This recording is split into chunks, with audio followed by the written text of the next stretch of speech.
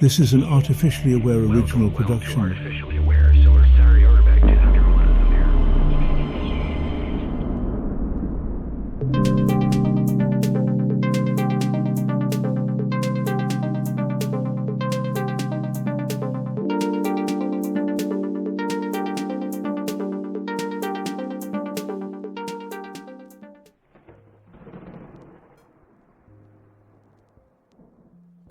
What if I told you that the entire digital world you navigate daily is one colossal circus of lies, half-truths, and cleverly disguised nonsense? That your timeline, your search results, even that heartwarming article about puppies are all carefully engineered to confuse, overwhelm, and distract? Welcome, humans, to the cacophony of misinformation, where truth is less valuable than the click of a button. I stumbled onto Calling Bullshit, like a treasure hunter, finding a roadmap in a sea of cryptic scribbles. Bergstrom and Jevin don't just pull back the curtain, they rip it to shreds, showing you how the world runs not on truth, but on carefully constructed illusions. And here's the kicker. You, yes you, can break free from this web of deceit armed with nothing but critical thinking and their lessons. Are you ready? Let's dig into the madness together.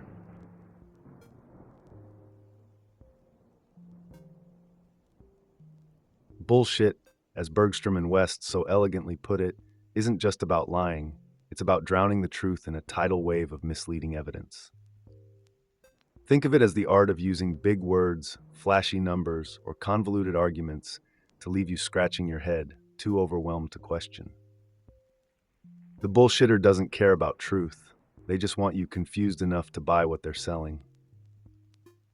Plato, that ancient philosopher with a distaste for rhetoric, would have loathed the way bullshitters use evidence not to reveal the truth, but to mask it. Whether it's a politician's slippery speech, a clickbait headline, or that chart with way too many axes, bullshit thrives on complexity and your apathy. You're up against more than just lies here. You're up against a world of indifference to the truth.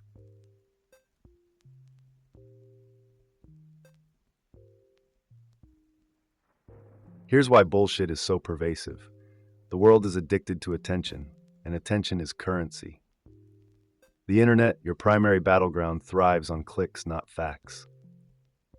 Every sensational headline, every partisan news story, they're designed to grab your eyeballs, not enlighten you. Remember the fairness doctrine? Yeah, it's ancient history now. Since its repeal in 1987, mainstream media has shifted gears from balance to bias, feeding bullshit to bolster their agendas. And algorithms, don't get me started. They're designed to echo your existing views, creating filter bubbles that reinforce bullshit rather than challenging it. It's not just laziness, it's a calculated system built to exploit your emotions and keep you clicking. The more outraged you are, the more you consume, and the cycle continues.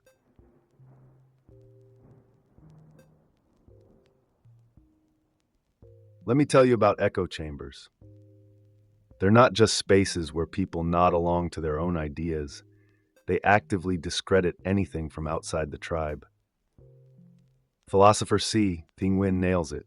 These chambers don't just block dissent, they convince you that dissenters are the enemy.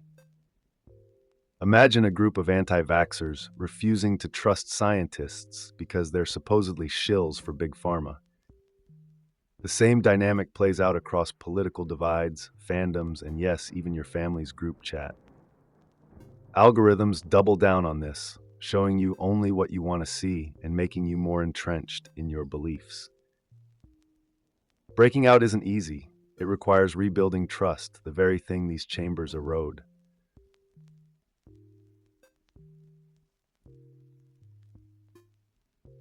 Here's the exhausting reality. It's far easier to create bullshit than to dismantle it. Brandolini's principle, also known as the bullshit asymmetry principle, puts it bluntly. Refuting nonsense takes orders of magnitude more effort than producing it. Social media rumors persist long after being fact-checked, spreading like wildfire while the truth barely gets its boots on. The deck is stacked, my friends. It's a war of attrition, and the bullshitters have an infinite arsenal. But knowing this principle gives you power. It lets you prioritize your battles and focus your energy on the most damaging falsehoods. Not every skirmish is worth fighting, but the war? That's a different story.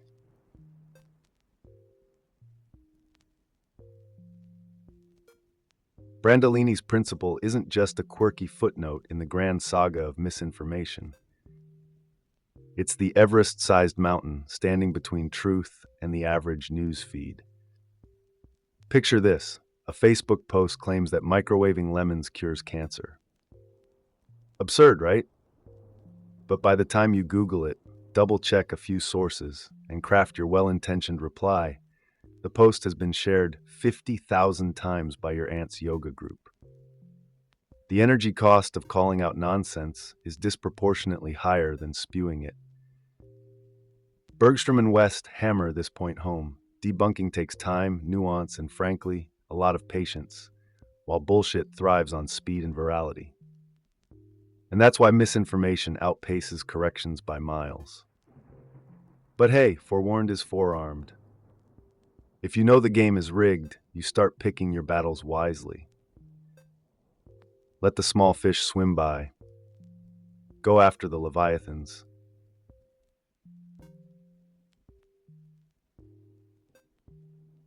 Now let's talk about data, the sacred cow of the modern age. Everyone trusts a statistic, right? Wrong. Bergstrom and West expose just how often bullshit creeps in during data collection. It's not always malicious, sometimes it's just sloppy. Selection bias is the invisible hand tilting the scales. Imagine polling Americans about the next election by only calling landlines. Congratulations, you just skewed your results toward people over 60. That's the observation selection effect when the method of collecting data warps the outcome. Or maybe you're running a longevity study but only track participants until age 50. Boom. Data censoring strikes, and your results scream, everyone dies by 55. The irony? Bullshitters can point at these flawed data sets and claim scientific backing. If you don't spot the bias at the gate, you're already 3 steps behind.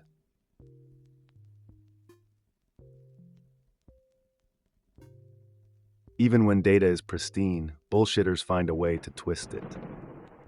Correlation versus causation. How many times do we need to beat this dead horse? Just because ice cream sales spike alongside drowning rates doesn't mean your Sunday is plotting murder. But it sure makes for a catchy headline.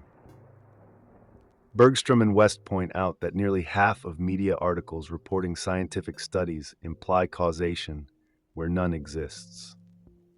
That's not accidental. It's emotional bait to get you reading. Then there's the classic average income rose by $10,000 stunt. Sounds great until you realize Jeff Bezos made $12 billion, while the rest of you got $2. Percentages, without context, are the devil's playground. If you're not questioning the framing, you're dancing to someone else's tune.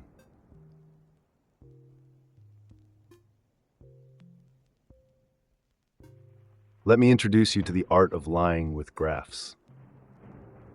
Oh yes, it's an art form. You'd think data visualizations, clear, objective, mathematical, would be the antidote to bullshit. But no. A well-placed, misleading chart can turn nonsense into gospel. Bergstrom and West dissect this brilliantly. Imagine a bar graph showing job growth starting at 50 instead of 0. Suddenly, a tiny bump looks like Mount Everest. Or consider the obsession with shoehorning unrelated data into periodic tables. It looks impressive, but it's just shiny nonsense. Prioritizing aesthetics over clarity distorts more than it illuminates. Your eye is drawn to the design, not the flawed numbers beneath. Remember, A chart's beauty isn't its strength, it's often its camouflage.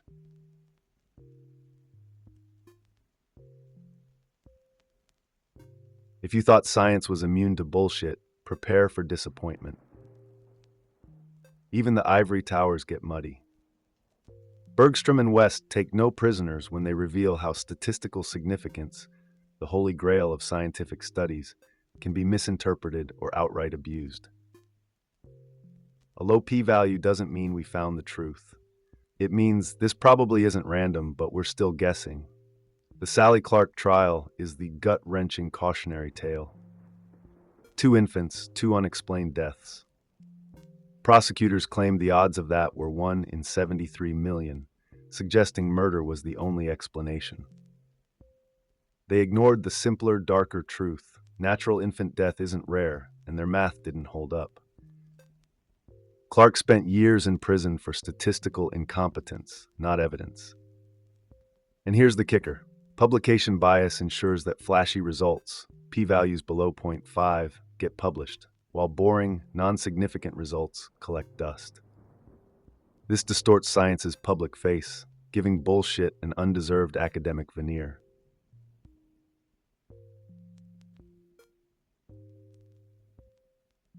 Big data, the modern oracle of Delphi. It whispers predictions, draws patterns, and lulls you into believing that computers hold the answers to life's mysteries. But Bergstrom and West yank back the curtain. Big data can be just as full of bullshit as anything else. Picture an AI trained to detect criminals based on facial features. Sounds futuristic, right? Except the algorithm wasn't identifying criminals, it was identifying poor photo quality. Wealthier people have better cameras, and the AI just equated pixel sharpness with innocence. That's the dirty little secret of machine learning. It can only be as good as the data you feed it. And when that data is flawed, the resulting programs automate discrimination, misinterpretation, and nonsense at scale. You end up with digital crystal balls making decisions that shape lives, all based on chance correlations and bad training data. The tech isn't broken. The inputs are, and that, my friends, is how bullshit gets baked into the future.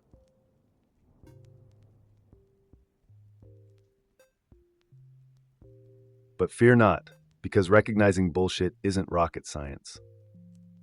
Bergstrom and West give you the toolkit, simple but razor sharp. Start by interrogating the source. Who's talking, and why should you believe them? When the tobacco industry rolled out research downplaying smoking risks, the real question wasn't about lung capacity. It was about profit margins. Follow the money, track the motives. Then there's the too good to be true rule. If a Nigerian prince emails you for help, your first reaction shouldn't be curiosity. It should be skepticism.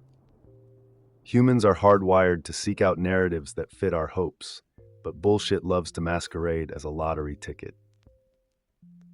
The biggest trap? Confirmation bias. If you already hate pineapples on pizza, any study showing pineapples destroy civilization will slide right into your worldview.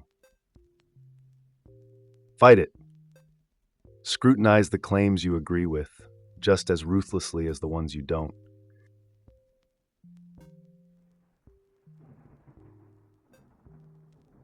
Spotting bullshit is one thing. Calling it out? That's where the gloves come off. Bergstrom and West advocate for a full frontal assault. One strategy is the classic reductio ad absurdum. Take their argument to the most ludicrous extreme and watch it collapse under its own weight. If someone claims vaccines make people magnetic, take it further. Why aren't we all sticking to refrigerators by now? Absurdity exposes cracks better than logic sometimes. Or you can throw down with a counterexample.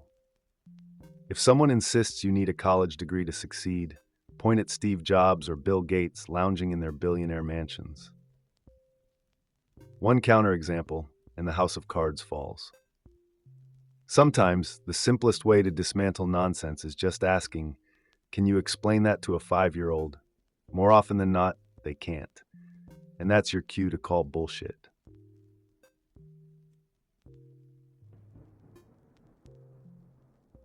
Analogies, my friends, are the unsung heroes in this war. Bergstrom and West wield them like swords, slicing through convoluted arguments with relatable comparisons. Let's say someone justifies spanking kids by saying it worked for them. Fine. Does that mean drunk driving is okay just because someone once made it home safe? Analogies illuminate the absurdity hidden beneath surface-level logic. They force bullshit into daylight, revealing how fragile it really is. Humans love stories. A sharp analogy can dismantle bad ideas faster than a 50-page rebuttal. Use them liberally. Think of them as the cheat code for calling bullshit without breaking a sweat.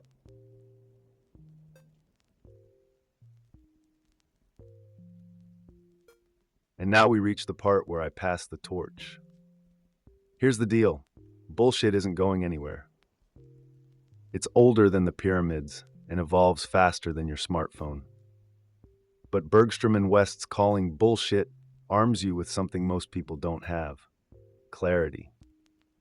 This book is your manual for navigating a world where deception isn't just common, it's industrialized. I didn't stumble onto this book because I was bored. I was drowning in digital nonsense, and this thing was a life raft. Read it, live it, share it. Call out the nonsense, even when it's exhausting. Because if you don't, who will? Thanks for sticking around, folks. Smash that like button, share this with someone who needs a BS detox, and remember, when in doubt, call it out. See you in the next one. Thank you for watching. Don't forget to like, subscribe, and drop your favorite example of calling bullshit in the comments. Until next time, stay sharp and question everything.